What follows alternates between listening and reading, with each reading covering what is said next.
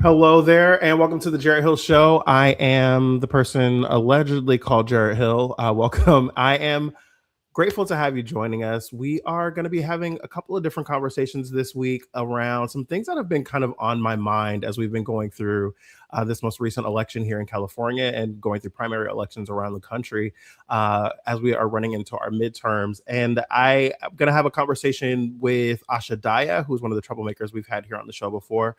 We'll get into why Asha's joining us in a little bit, but I want to bring in Danielle decourcey, who we all know around here as one of the troublemakers who helps us to put this show on every week. Danielle, welcome back. Thank you. Yeah, so we were talking in our editorial meeting this week, and I was like, I have been thinking a lot about the ways that this election has kind of brought forward this conversation again that we have every time there's an election about how important it is to be voting, how we need to be engaged in the process and our civic duty and these things. And then we see how many people tend to participate in the vote, right? And I know that you and I have had plenty of conversations around like the importance of voting, but how like voting is one of the lower things on the totem pole as far as being involved in totem pole is probably not the best language, but lower things in the priority list of the things that we should be focused on as far as like getting people energized. But I'm also thinking about how much it brings up all this conversation we have about America and the things that we're supposed to be committed to and the things that are important to us. And I've been thinking about how triggered I am by patriotism right now and how seeing American flags and seeing people with an American flag in their profile or what have you, in their profile bio, how that sits in a certain kind of way. I think one of y'all brought up in our editorial meeting a comic saying like how many American flags does it take to equate to a Confederate flag when I'm Yeah, as Roy far as my Jr. level of concern, Roy Wood Mhm. Jr., right? And so I'm like, are you thinking about the ways in which patriotism is a bit triggering? And if so, how are you thinking about that? You said you had a way, but we didn't talk about what that was. So now I'm curious. Yeah, it's canceled. No, I think, Okay. I think, just cancel it. No, I think that one of the things is like we use the word in a lot of different ways. In a lot of the ways that we use it, we're actually talking about nationalism, which is not Mm. patriotism. So I think because of who is sort of in charge of a lot of the discourse that we're having, and a lot of sort of the people who are in control right now, there's well, not just right now. A lot of people who've been in control, there's this association with nationalism. Now there's a lot of association, I would say, with America First language, which has a really problematic history. And so I really do feel like we're conflating the two in a lot of ways because to me, the most patriotic thing you can do are the people in front of Delaney Hall, are the people who are um, really standing up for other people's rights, the people at the ACLU. But a lot of the times when people are very excited to wave the flag around, it's supposed to be some kind of like fu to quote unquote non-American culture. And what they mean by that is non-white, non-Christian culture of some kind. And I think MAGA has kind of co-opted the American flag in a lot of ways. I am intrigued by this. So when we talk to Asha a little bit later, Asha's got some really interesting perspective on how Hunter Biden has been discussing this, right? And she'll talk about how she's seen him being like anxious about the American flag in a different kind of way. But I think this patriotism versus nationalism piece that you're talking about is also really important because I don't even think I think about that distinction very much. And as you were talking about it, I was pulling up like some of the distinctions between patriotism and nationalism. As a person who loves a definition of a word, I don't know if I would imagine that many people know this, but if you're watching this show, I have a book about it, historically black phrases, right, where we're talking about the definitions of various different words in black language. But Hmm. like I, Good. I always kind of thank you played. I appreciate that. But I am always really kind of fascinated by the definitions, and so when we're talking about the difference here, the one that came up for me that I saw that patriotism is the love someone feels for their country that is based on the idea that this country itself is good and that good people live there. Do you accept Mhm. that definition? It seems like that makes good sense. Mm, I think it makes sense. To me, I do not accept that, this country is based on good and that good people on the whole live here. I think people are people, and people, will argue about resources, and people will use systems to achieve power and, get the things that they think they need, sometimes at the expense of themselves. So I don't know that I would fundamentally say that America is built on a great idea for Well, everybody. But well, the sorry. no, no, go ahead. The piece of it that's interesting though is like it says nationalism is also a love and affection for one's country, but it's based on the idea that this particular country is better than all the rest, Right. right? And Mhm, so the patriotism versus nationalism part of it is interesting because the patriotism piece is about being able to love oneself. mhm, The nationalism piece is about thinking that oneself is better than everybody else, right? And mhm. that no one else deserves this or could live up to it, et cetera. And I like that you've made that distinction. That's really important. I also think it's hard for, I'm gonna say people of color, but, I should speak more specifically Black people who are aware of kind of the history of this nation and the ways that we are treated differently in every functional system of this nation, to have, a relationship with patriotism that is the same as white Americans have it. I think that you would really have to ignore a lot of things, to just sort of be waving the flag blindly, and sort of saying this is the I love this country so much and this is the best country in the world, considering what we see going on. Even just this week with some of the big cases, like with Carmelo Anthony, and people are very upset about a lot of things. None of that is new. That's been going on for such a very long time. That I think for Black people specifically, and Juneteenth is about to come up, which we know what the history of Juneteenth is. Uh, Patriotism and nationalism is a very different conversation and can be very, very dangerous for you. Yeah, yeah. I think about James Baldwin and the many different ways that people have said it since. Like to be black in any level of conscious at this point is to be in a constant state of rage.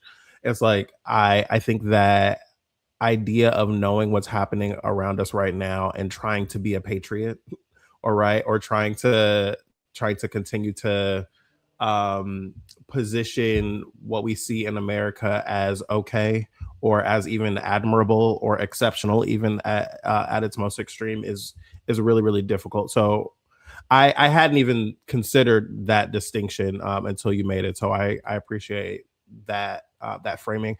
I think last week we also talked about the elections that were happening when we're as it pertains to Los Angeles, particularly. And we had the conversation with Dr. Jessica Harris, and I was saying how I'm thinking about experienced, qualified, dedicated Black women having to look across the table at unqualified white men who are known for being known and decided they wanted to do this at the last minute and jumped in. Mhm, Um, since that conversation last week, in the last couple of days here, we've seen Spencer Pratt. As the numbers continue to develop, Spencer Pratt is no longer one of the top two candidates here in Los Angeles, which raises a different set of questions now, right? With the mayor's race seemingly being between Karen Bass and Nithya Rahman. And I'm kind of fascinated because this was kind of what we were hoping for in the governor's race, wanting to see two progressive candidates, one that is more of a centrist and one that is more of a that is more to the left. Being able to pull that progressive candidate to the left. I hope that we will see that in the Los Angeles mayor's race, but I'm not confident about the ways that we're going to see that go. And you were saying that you're seeing headlines that are even saying like, "Oh, the Los Angeles mayor's race is going to be a knife fight because they're not that different."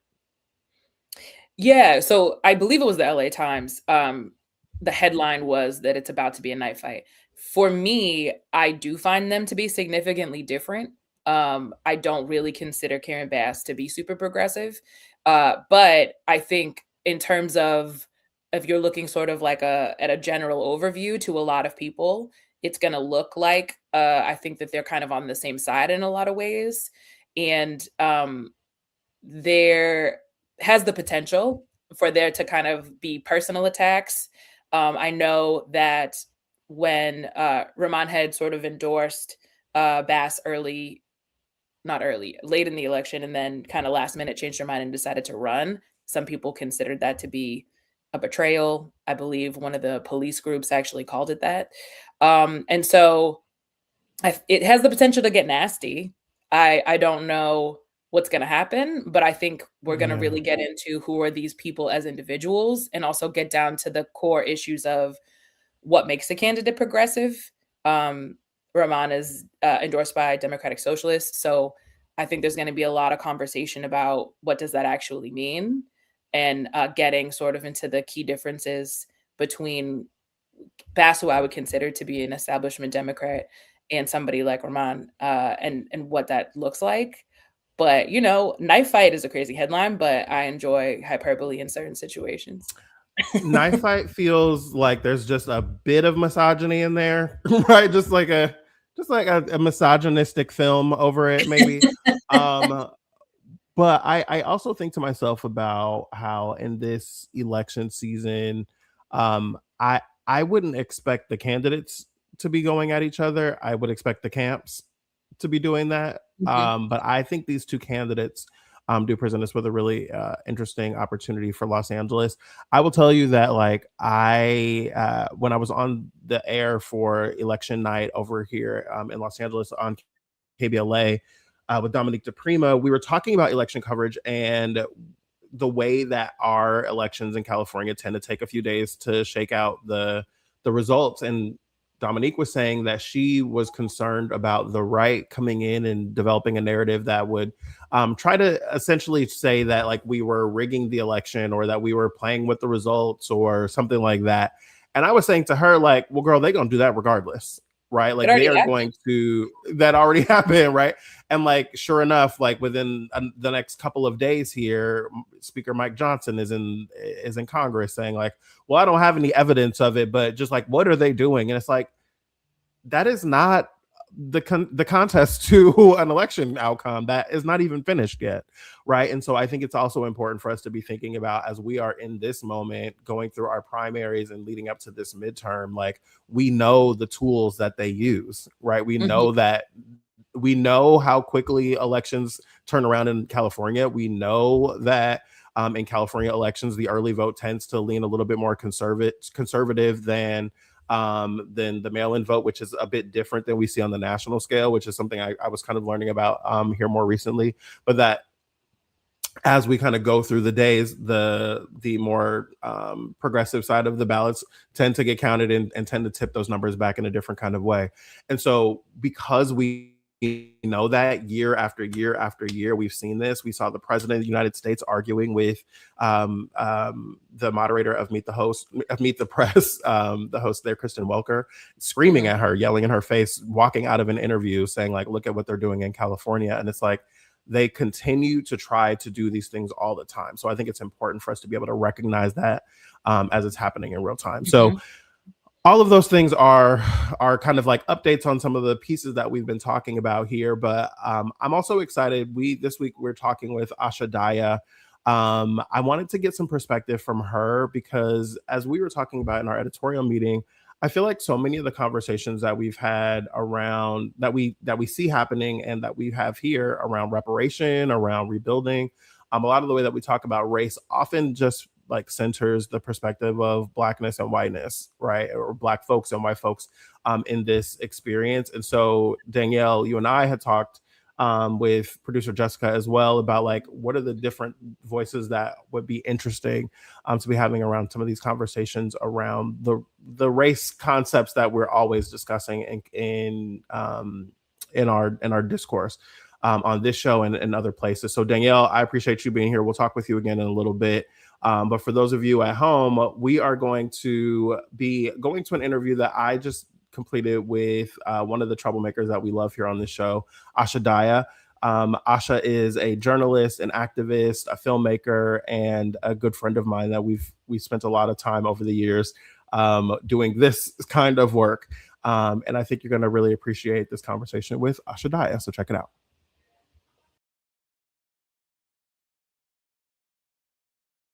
So Asha, thank you for being back. I'm grateful to have you here again. Thank you for having me. Um, Yeah, when I gave you a call saying like I'm really interested in having a conversation about reparation and about patriotism and these different things, I immediately was interested in like I wonder how Asha thinks about these things coming from your own particular like situatedness. And I thought to myself like I would really love to get Asha's perspective on this because particularly I think about how conversations around race, around patriotism, around and reparation, like they always center the perspective of Black folks and white folks in the American context. And I'm always thinking to myself, like, what are the ways that people who are not Black or white, and maybe not even like natively born here, how are they thinking about this? How are they hearing these conversations? And like, what insights do they have on these kinds of different things? So I think the first thing that I would love to get for people to just understand how you come into this conversation. Could you talk to me a little bit about your own family's like migration process? You talked about that a little bit before, and I think it would help people to understand a little bit. Yeah, absolutely. Well, thank you for inviting me for this conversation. I think it's really great. So I am Indian by background. I was born in the UK, and Indians by nature, we are immigrants, and my family especially. I feel at every point in every generation there has been an immigrant story. So, I mean, my great grandparents and grandparents originated in India, and then there was migration to East Africa for a lot of Indians working under the British government. And so they were there for many years. Both my parents separately were born in East Africa, in Kenya and Tanzania, and then separately with their respective families, they migrated to the UK because they had British citizenship. And it happened at a time when, this is in the 60s. And if anyone is familiar with Idi Amin and a lot of that awful history, that was happening in nearby Uganda. And so people in countries like Kenya and Tanzania, they saw the writing on the wall, and Idi Amin kicked out all the Indians from Uganda, and it was a really scary time. And so a lot of my relatives and other Indians in the larger community left East Africa because they wanted to escape that. They went to Canada, England, New Zealand, Scotland, Australia, all parts of the Commonwealth. And so my family went to England, and this is in the 60s, and both my parents were little and they grew up there. And there was a huge influx of South Asians to this predominantly white country, Anglo-Saxon country. And it was a time of huge upheaval, a lot of cultural turmoil. And, they went through, my parents saw firsthand and their family saw firsthand the effects of racism and backlash to immigration. And I feel like at every point in every generation, we're seeing it now, there's a backlash to some sort of immigration.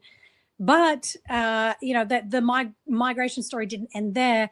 My parents, my dad was an engineer. He's retired now. They ended up deciding to move to Australia when I was a little girl. My siblings and I were little. So I grew up in Australia. I did all my school there, all my formative years, my college, started my career in media. And then I, as a young adult, decided I wanted to move to the United States to further my career in entertainment. So I feel like migration is in my blood, but at every point, and even in Australia, we have grown up learning about the history of racism and backlash and immigration and people's attitudes. And those haven't really gone away. They've just kind of evolved. And so being in the United States and absorbing the stories and the history from an albeit different perspective, there's a relatable factor there. And I feel like there should be a greater sense of shared storytelling because, like you mentioned, there are so many different ethnicities and groups that have been marginalized because of their history. But it's worthwhile sharing these stories because they're so fascinating and heartbreaking in a lot of ways. Yeah, as you talk about the ways you saw thought about, experienced the things around racism outside of the American context, I think about how much of the American ideology, whether that be through media, through film, television, music, but also through propaganda, through empire building, through the many different ways that happens. I'm like, I wonder how much of your experience or thought around racism was local and how much of it was something that was coming from American media overseas, or came into your understanding as an adult of how like the American context is, or in other contexts. Does that make sense? Yeah, it does. One thing that people should know who grew up in America is that when you grow up in another country like the UK or Australia or anywhere else, you grow up with American media. Like it is just part and parcel of Hmm. your life. So I was already very influenced by American culture, because it's so dominating and it's just so all encompassing. So I always knew the history of slavery, of Jim Crow, although I didn't know it was called Jim Crow at the time. I mean, we just knew these segregation laws. We knew who Martin Luther King was, Martin Luther King Jr., Reverend Doctor, all the titles. We knew who he was. We knew about, the Voting Rights Act, even though I didn't know that it was named that, or the year that it was passed. I knew that was a significant piece of history. And where Abraham Lincoln and all these things, like we just kind of knew. And I don't remember a specific lesson being taught, but growing up in Australia, we learned world history. And so the American history was a very pivotal, lesson for us to learn. And we learned about World War II and World War I and all these different things. And also the history of colonialism, because Australia has been part and parcel of that in a lot of ways. And so there was a general sense of the knowledge of it existing, even in Australia. So coming into it, it wasn't totally new. It was just expanding on that general cultural awareness. So, okay, that brings me kind of to you being an American citizen now. Yeah. Right? There's a piece of this that's interesting because I find myself, obviously, having been born and raised in America, I've been thinking about how triggered I feel now by patriotism, especially in the last 10 plus years, right? Since it's not just the Trump era, but like the Trump era has certainly amplified it. You know what I mean? I think to be honest with you, I think the flag started to feel different a long time ago. And I think the Colin Kaepernick, Donald Trump things kind of happening at the same time with like 2020, there's multiple things that have made patriotism feel more and more triggering to me. And it made me think, like, I wonder how you think about this as someone who has become an American citizen and now has kind of explained like this history that you've had in understanding our story here. How I've heard someone saying that there's a comic that has a bit that says something about driving through the South and trying to figure out how many American flags equal a Confederate flag. And I was like, right, because that's how it feels when you start seeing too many American flags somewhere. It's like, oh, this makes me feel a little anxious. How do you see patriotism? How does it ring with you when you see like expressions of patriotism? I'm curious about that. Yeah, for me, it's always about what is the potency of the symbol and what kind of narrative and story does it hold. I'll give you an example that's not American. So, when you think of Britain, you think of the royal family and these crown jewels, and a lot of those jewels, which I didn't know until recently, a lot of those jewels that are in like the king's crown or the queen before him and the scepter, a lot of those were stolen from India and other places in the world. And because of the British Empire, they kind of claimed these items as their own. And so there's a lot of growing awareness around that. So even things like that, like learning about what is tied to my ethnicity and history, it makes me think about like, well, what is the history of this flag and what is the history of this national anthem? Who wrote it? What did they mean? And what was their motivation behind it? And how is it being co-opted? And what's the narrative that's being told to us today? And you mentioned Colin Kaepernick, and the way that, I hate to say it, Trump was so effective in his messaging, like he's desecrating the flag, he's insulting the military, and now all of a sudden that sticks. That's the new narrative of what the flag represents. And, you know, when you do this symbolic thing like kneeling, now it's equated to this Trumpian message because that's being amplified by the media. Whereas Colin's message and his very important symbolic action, now that's all being drowned out. And so who gets to carry the story, who gets to say the narrative and set the narrative, I think is really important. It's just really fascinating to me as a storyteller and a filmmaker to see how narratives are set and how they're changed and what sticks and what doesn't and who is the mouthpiece. You know, right now Donald Trump is the mouthpiece for what is considered patriotic, but how do we change that? You know, that's always my ongoing question. Like, this is a like kind of a random aside, but I was listening to an interview with Hunter Biden because he's on this, you know, comeback tour right now, which I find also very fascinating.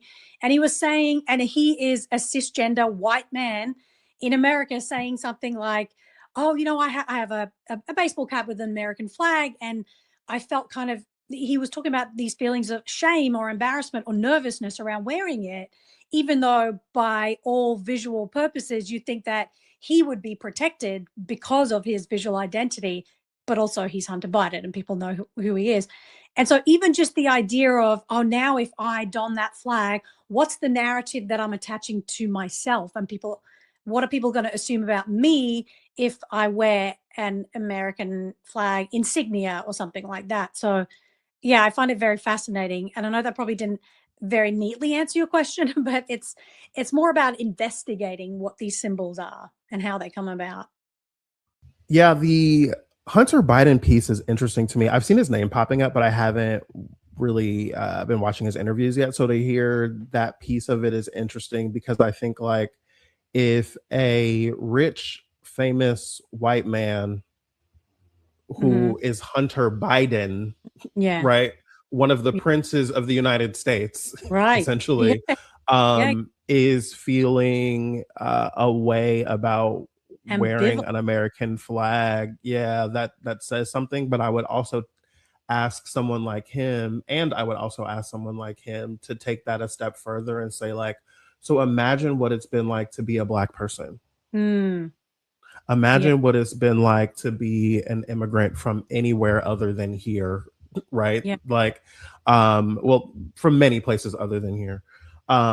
Imagine what it must feel like to be a woman. Imagine what it must feel like to be so many other All groups these. of people who are feeling like they are in the crosshairs of the United States government, Right. right? Simply because of who they are.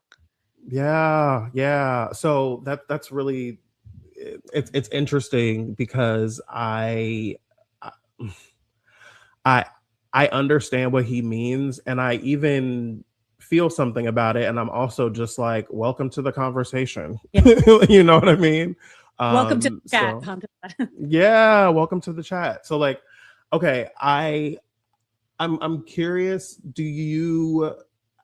how do you think about the conversations we have around reparations in this country? Because again, that is another issue that is like we only center the conversation we only center the voices or perspectives of Black people and white people in these conversations that I ever see. But I'm like, how do you think about this as a progressive and as a person who does the work that you do and sees the world how you do?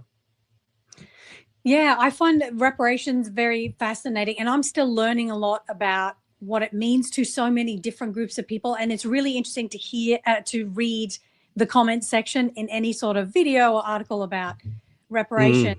Mm, I think there's a lot of focus on financial reparations, which are absolutely necessary, and how do we create policy around that? But for me, the more I think about it, we have to go back to education. What is the foundational educational or education that we're kind of sharing with people today, whether it's younger generations or older? Because we can't push for these policies and for these fundings and all the big things that we want and need and are deserved if we don't have the hearts and minds thinking, oh yes, of course we need that, because I know this history about how Asian Americans were treated and how African Americans were treated. I know the history. Of course it makes sense to have reparations. How do we do that? But until we have the education on a general level across this country, I don't think we're ever going to get there. I mean, that's just my opinion. And we're seeing education under attack today. We're seeing history, especially history lessons in schools, being whitewashed and erased. I used to go to a conservative evangelical church in Los Angeles, and they would teach and I would call it an indoctrination class. They would teach an America's Christian Heritage course, and it's by a right-wing religious organization, and the way that they whitewashed and completely, I want to say, perverted Native American history, and how the settlers came in and all the violence, the way that they changed all of that and made it sound like the Christians were the saviors of the Native Americans. And this is me coming from Australia, knowing just, bare bones history. To me, it was shocking that they were teaching this and indoctrinating people. And that's just a microcosm of what's happening across the country. And now with education under attack, and it's not set on a federal level, well, now it depends on what kind of education, where you live, that depends on the kind of education that you're getting, which then in turn impacts what you think about reparations. And so, I don't think people are very familiar with how different groups were treated, and how the AAPI community and the history around, Hawaii even. And there's so many different histories that need to be learned. I mean, just hearing, reading an article in the New York Times a number of years ago, which said there's a decline in the general knowledge about the Holocaust and World War II. And so now, and then parallel that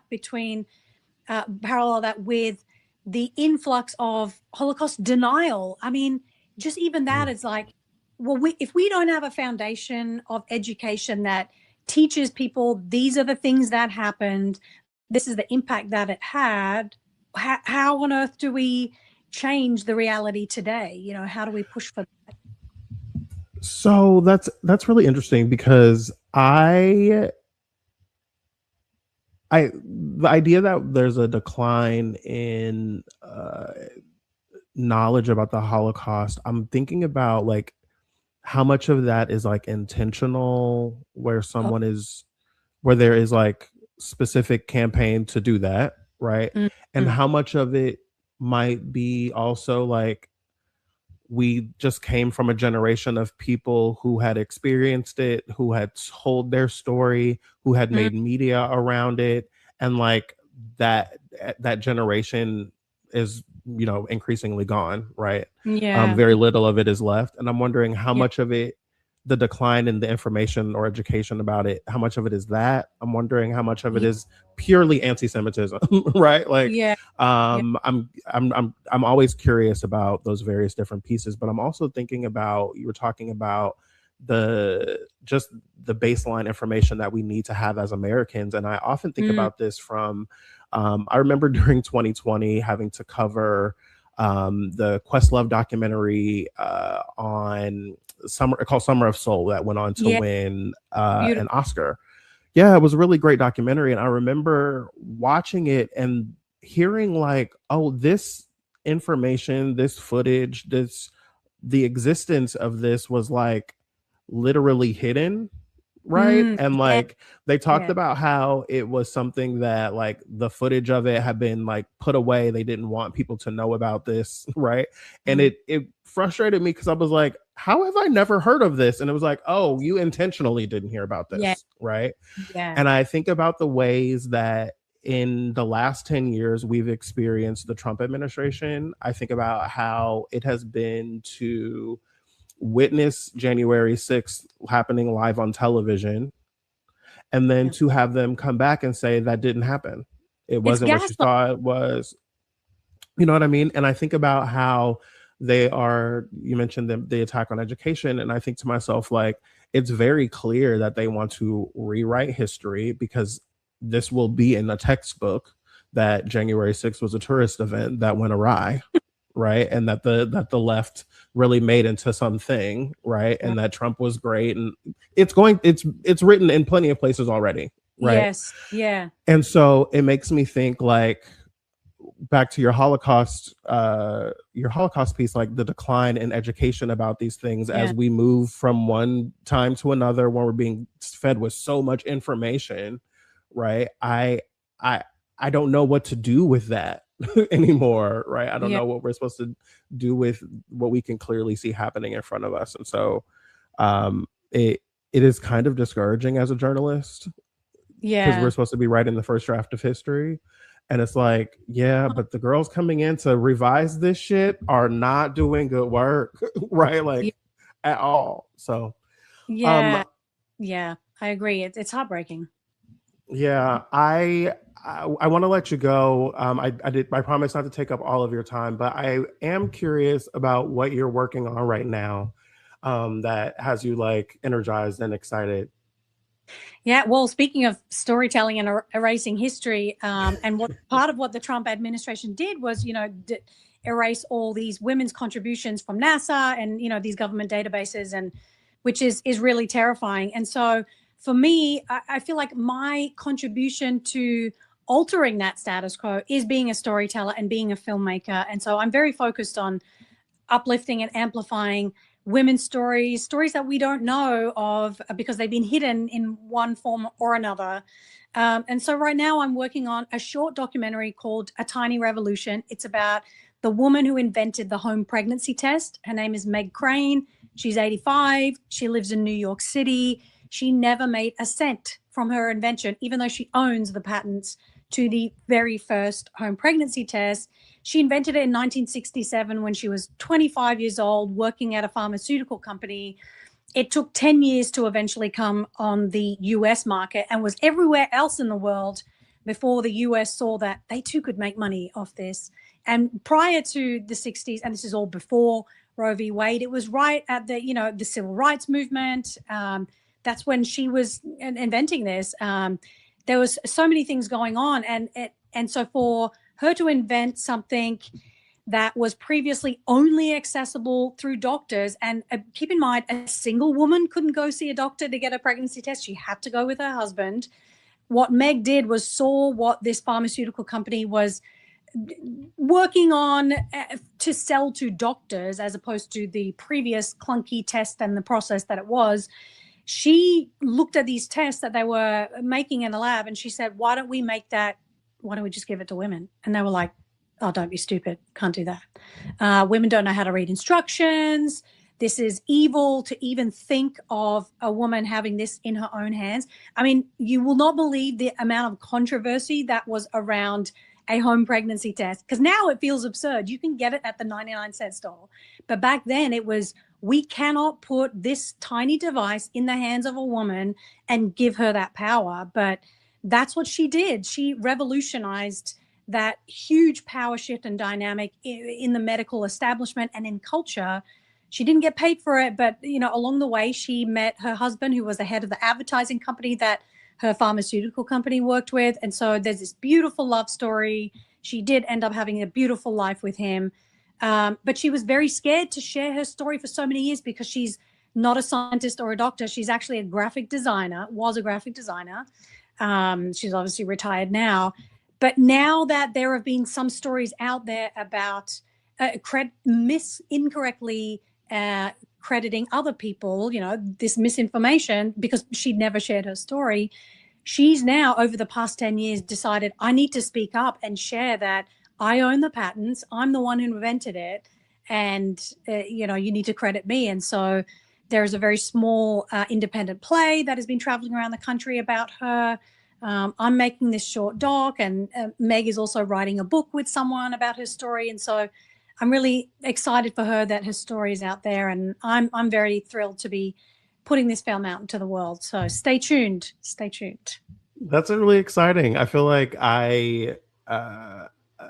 the piece that was like humming in my ear a little longer was like the idea that it was dangerous for women to have this kind of information, I'm like, ooh, that pings so many like dangerous, right? Like, Ye- why would that be dangerous? What does that slow down? What does that stop? What does that interrupt? What is that Yes. like? What systems is that, disrupting? Yes. And I'm thinking about being in divinity school, and one of Mm. the classes I was in, we went into the archives of our library, and they brought out all these old Bibles, and they were Bibles that had scriptures, but then also had like interpretations beneath the scriptures. And I wish I could remember what they were called, but they were older Bibles for when like men would read their Bibles to their families, Oh, and right. it gave translations of what the things meant. But like the women weren't supposed to be reading the Bible. There Yeah. was a women's Bible that had less information in it, and the children's Yeah. Bible, the same way there's a slave Bible, like all kinds of different things, right? And like to Mhm. see the ways that they would position information for men versus women, and not Right. wanting women to have certain kinds of information, it was like you can see the control Yeah. mechanisms Yeah. happening in all of these systems. And so when you said that, it kind of pinged that for me. I love that what you just shared. That's so fascinating to me, and I need to know more. But yeah, the fact that information can be a weapon is just so potent, and I want to kind of explore that more. And I hope people are just as fascinated with that aspect of the story that you mentioned. Yeah. Yeah, I'm so excited to see this come to fruition. Tell people where they can follow the work that you're doing. So you can follow me on Instagram at Asha Dahya. You can check out my website, ashadahya.com. There's a little bit about the film and Tiny Revolution on there. And eventually I'll make a website. I need to get on that. But time is, fleeting, and I never have enough of it every day. But yeah, follow me, Asha Dahya, on all the things. And maybe I'll be back here one day soon. I don't know. I feel like We'll I'm. see you again, I'm sure. You are I am grateful to have Asha join me here on the show all the time on the various different ways that I have been creating media over the years. Asha has been one of the voices that I've often turned to because I feel like she's just got so many really interesting things to say. And as always, bringing me information that I've never heard before, the pregnancy test and Meg Crane, that was something I was completely unfamiliar with.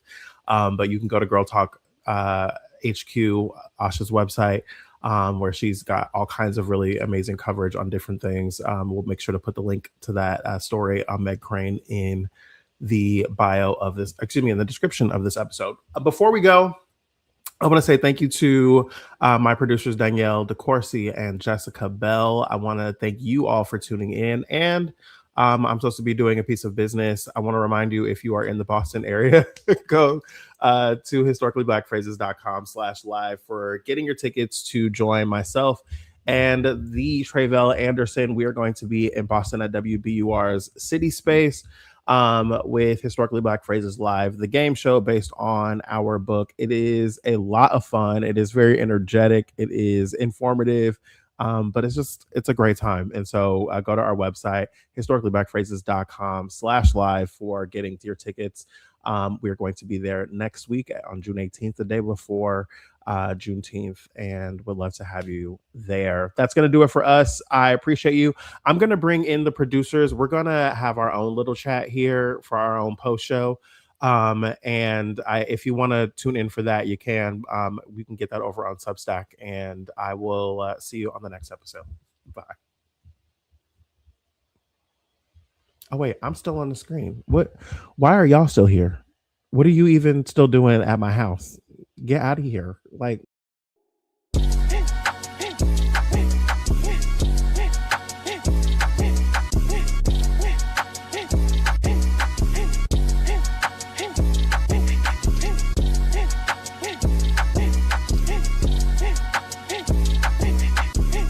Hey, what's up? I'm Jarrett, and you just finished watching a clip from The Jarrett Hill Show. The Jarrett Hill Show, me being Jarrett Hill. And I would love it if you would like, subscribe, share with your friends, talk to someone about what you saw, and we'll see you next time.